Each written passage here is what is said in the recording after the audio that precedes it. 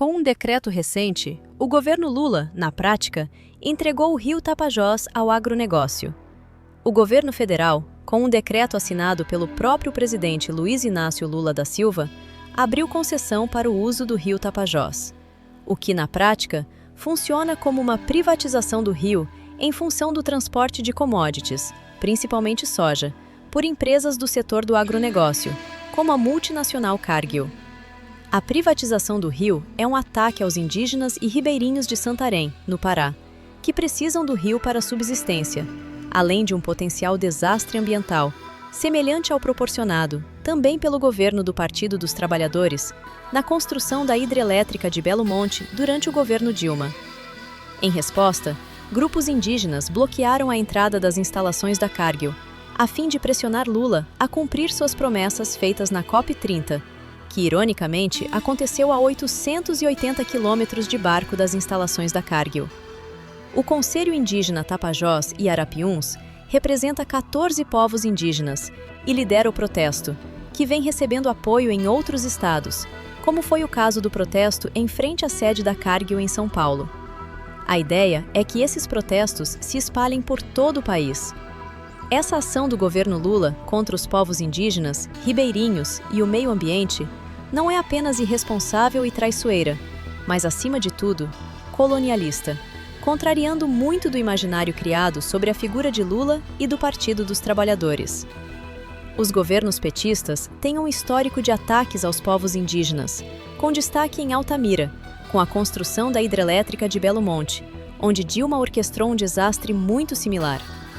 Outros muitos exemplos podem ser citados para demonstrar que as práticas de caráter etnocida do Partido dos Trabalhadores não são caso isolado, e sim projeto de poder.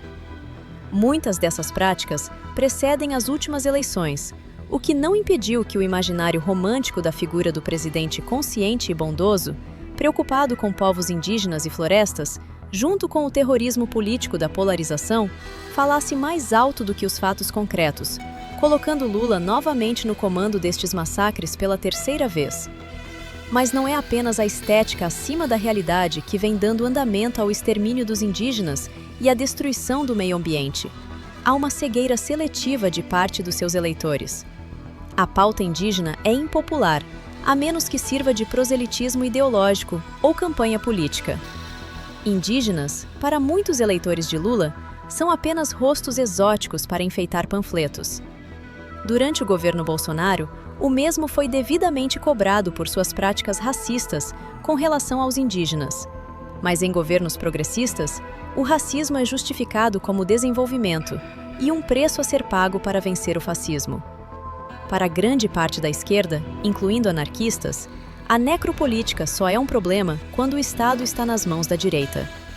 Esse ciclo de conformismo precisa ser quebrado. Não é uma postura popular, dentro de certos círculos, apontar contradições, e talvez seja até difícil para muitos abrir mão da figura de um salvador. O apego à estética se torna a manutenção de uma ilusão que oferece conforto em um mundo de caos.